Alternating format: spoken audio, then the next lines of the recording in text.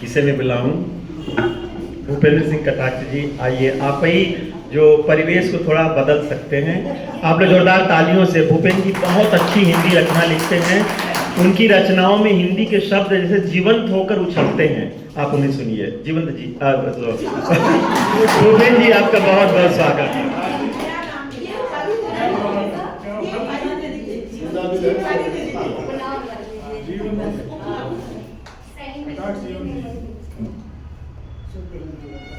धन्यवाद नर्मगे जी। हमारे सतत प्रगतिशील साहित्य साधक मंच पर सभी का यथोचित सादर अभिवादन। एक कुछ ढूंढ रहा हूं मैं जीवन में, तो एक कविता है तलाश। कुछ अल्पतुकांत कुछ अतुकांत, पहली बार मैं ऐसी कविता पढ़ रहा हूं आपके सामने। पहले मैं रात की रानी तले सुवासित सुरभित वातावरण में प्रियांबू की बौरों का सुखद अवलोकन करता हुआ कल्पना के झूमते डोलते हिंडोले पर झूलता था। संपन्नता के दंभ से गर्वस्फीत होता था अभिमान के कारण।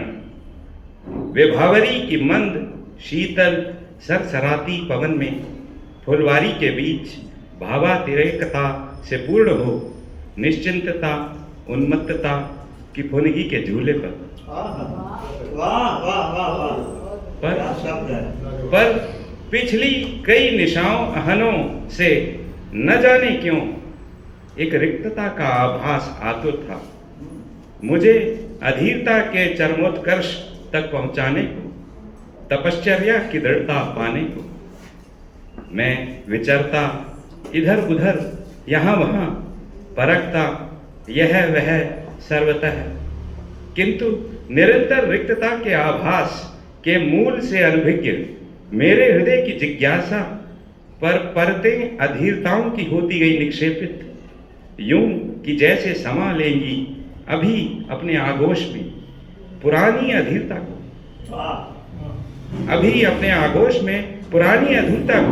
वह अब ये करेगी अधीर मुझे अद्य प्रवृत्ति चिरअनंत काल तक। अविरल अनवरत अविकल कुंठित करेगी मुझे इस असह्य असाध्य व्यथा से, इसी तरह अपनी विशद विशाल विपत्तिपूर्ण और व्यापक विभीषिका से। अही सदृश इस भीषण उपकार से यथा डरूं मैं अभी प्रेयसी के प्यार से।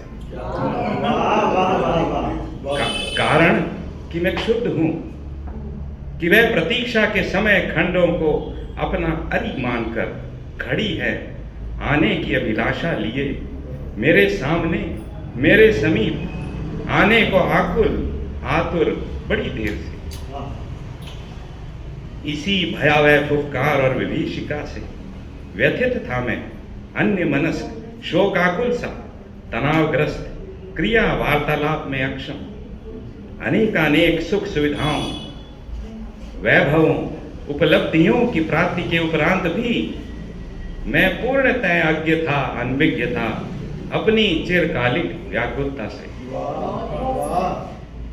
किंतु मैं हारा नहीं, मैं गिरा नहीं, करता रहा संघर्ष, विभिन्न उत्कर्ष, सत्प्रयत्न दुष्प्रयत्न दुस्साहस, जारी रखी तलाश, सर्वस्थल क्षिति और आकाश।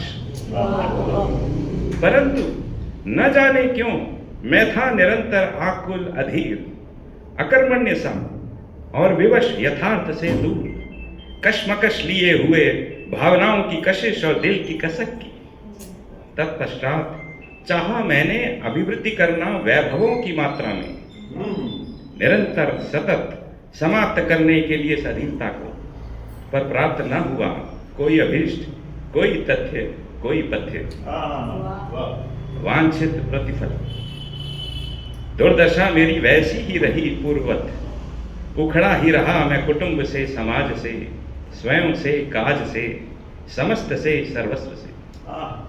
आखिर अंततः पा ही लिया मैंने चिरकाल से गुप्त अधीरता की इस गूढ़ पहेली का उत्तर। देखा मैंने एक श्रमिक, जिसे उल्लास था अपनी जीवन शैली का, अपने चयनित उद्यम का। देखा मैंने उसका अमन पूर्ण परिवार, कार्य, शांति।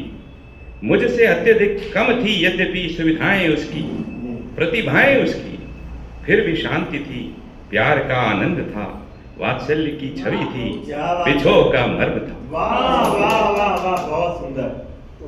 और थी मिलन की एक अभूतपूर्व चिरस्मरणीय पराकाष्ठा। सभी आह्लादित थे, प्रेमाच्छादित थे, जीवन अति व्यस्त था, तथापि दिखती वसंत की मनोहर बहार, परस्पर सामंजस्य और प्यार, सहयोग, स्वच्छंदता, स्वतंत्रता से परिपूर्ण था जीवन रत्न।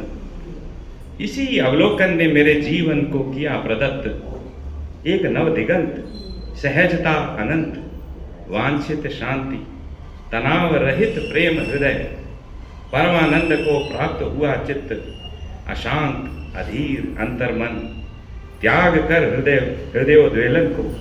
मेरे हृदय में ईर्ष्यत्व की ज्वाला थी और धनार्जन की लोलुपता, तित्सा रहित लिप्सा, सभी अवगुणों की परतें प्रक्षालित हुई।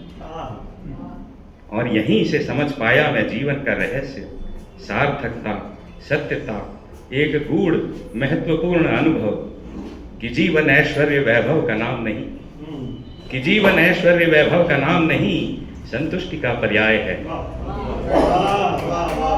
स्थिरता का अन्वेषण नहीं, प्रगति का अध्याय है। प्रगति है।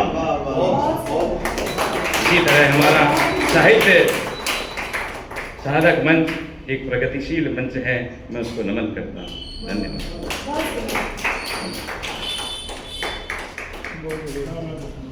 बहुत ही उत्कृष्ट रचना आपकी है, बहुत ही उत्कृष्ट, निःशब्द आपने कर दिया, बहुत ही सुंदर, बहुत बहुत धन्यवाद। और आइए मित्रों, अब हम थोड़ा गज़ल की ओर चलते हैं और सबसे पहले मैं शुरुआत करना चाहूँगा नमिता सिन्हा जी से।